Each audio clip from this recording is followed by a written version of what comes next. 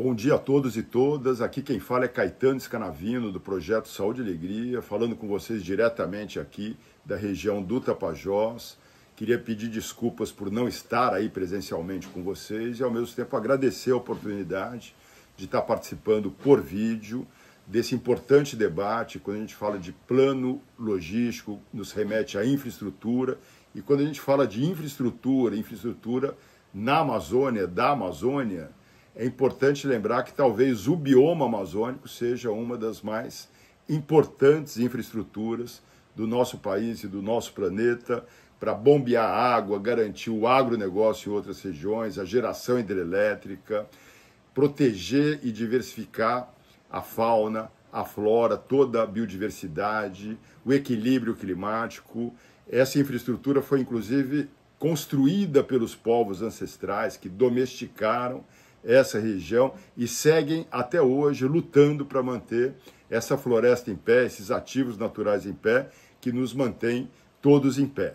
Então a gente tem que começar esse debate já por esta preocupação, né, de poder estar mantendo esta Amazônia em pé e apoiando e empoderando esses povos que estão embaixo da floresta lutando para manter ela viva, o que nos mantém todos vivos. Então, em se tratando de grandes obras de infraestrutura, grandes projetos para a Amazônia, é importante corrigir o debate. Não é a questão ONGs versus progresso, desenvolvimento versus meio ambiente. Ninguém é contra as facilidades de transporte, de asfalto, de energia, de internet. A questão, e o que está sendo colocado, é a preocupação do que vem junto com essas grandes obras. A gente vê projetos como, por exemplo, a BR-319, podemos até falar, asfalto sim, crime não. O problema é que existem projetos robustos de engenharia do asfalto propriamente dito, mas os projetos de combate ao crime ambiental, à grilagem de terra, ao desmatamento, que deveria vir junto, tão robusto quanto, são pífios, são frágeis. Esse é o questionamento. É a competência ou não do Brasil de, por exemplo, conseguir asfaltar uma estrada, mantendo as florestas ao seu redor em pé, sem violar direitos humanos, direitos indígenas, direitos dos povos tradicionais. E quando a gente vê décadas e décadas, né, de implantação de obras aqui, é justamente o oposto. Ao ponto, por exemplo, de metade das emissões brasileiras que contribuem para as mudanças climáticas virem do desmatamento quase todo ilegal. Então, nós estamos contribuindo para o aquecimento global por causa de atividades criminosas. Então, sem dar esse passo atrás em relação a comando, em relação a controle, em relação a priorizar também os projetos de combate a desmatamento, de redução de impactos que devem seguir paralelo a essas grandes obras, fica difícil aprovar propostas como as que a gente vem testemunhando aí. Por fim, quando a gente fala em infraestrutura e Amazônia, em geral, a gente está discutindo projetos e grandes empreendimentos que trazem bastante impacto para a região, mas eles são implantados para beneficiar principalmente as outras regiões. E o que se vê é muito poucos projetos pensados e priorizados de infraestrutura para a Amazônia, para o Amazônida. Tanto que os piores indicadores sociais do país estão na região norte. A gente vê um abismo gigantesco em relação à infraestrutura de saúde, de saneamento básico, de acesso à água, de poder estar incrementando ali as melhores condições para a agricultura familiar, e isso num bioma cada vez mais impactado também pelos extremos climáticos. Passamos aí pelas duas piores secas da história que se tem conhecimento da Amazônia. Quem mais sofre com isso são justamente aquelas populações que estão lutando para manter essa floresta em pé, que nos mantém em pé.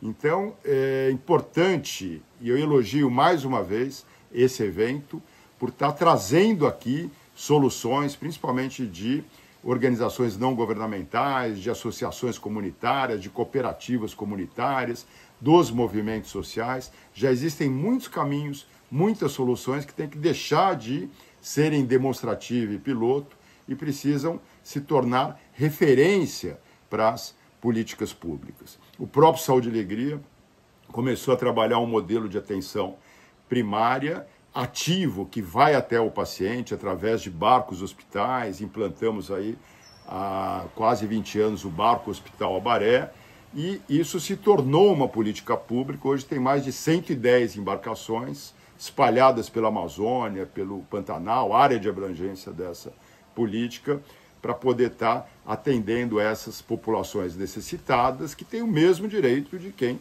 vive na cidade.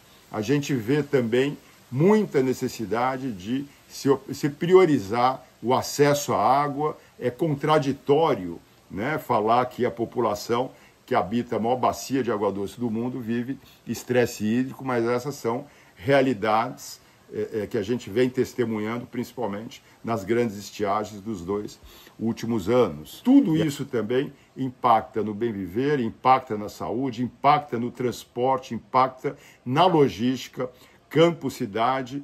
Quanto mais a gente conseguir pensar em infraestruturas resolutivas locais, menor também a necessidade de estar se deslocando, seja da aldeia para a cidade, seja da cidade para a aldeia.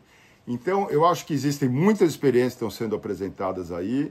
É importante, sim, o governo fazer uma escuta dessas tecnologias sociais. É importante começar a enxergar essas soluções também. Boa parte delas são soluções de adaptação climática, para a gente poder estar se adaptando, se adequando ao novo normal, porque o que acontecia aqui na Amazônia de 50 a 50 anos, a gente começa a perceber que está acontecendo de 5 em 5, de ano em ano, seja com muita água, seja com pouca água. E isso aí não é que vai chegar, isso já bateu e já entrou escancarando as nossas portas, principalmente dessas famílias que estão em situação mais crítica, né, nas áreas remotas, com insuficiência das políticas públicas. E ao pensar também em infraestrutura para o povo local, poder aproveitar as experiências existentes e lembrar que, se as coisas demoram mais para chegar na Amazônia,